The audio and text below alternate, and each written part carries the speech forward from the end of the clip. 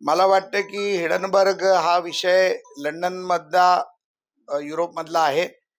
तिकडच्या उच्च न्यायालयाने तिकडच्या जे काही ज्येष्ठ न्यायालय आहे त्यांनी त्या बाबतीतली क्लीन चिट अडानीला देखील दिलेली आहे आणि हिडनबर्गचं संपूर्ण प्रकरण हे फेक होतं अशा प्रकारची बातमी देखील यामध्ये मी वाचली होती.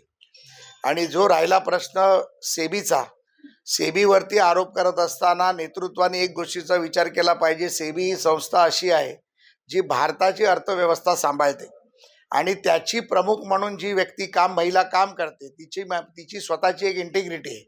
या भारतीय शेअर बाजाराला जगामध्ये वर नेण्याचं काम जर कोणी केलं असेल तर ते सेबीने केलं आणि त्याच्यामध्ये त्या महिलेचं योगदान फार मोठं आहे.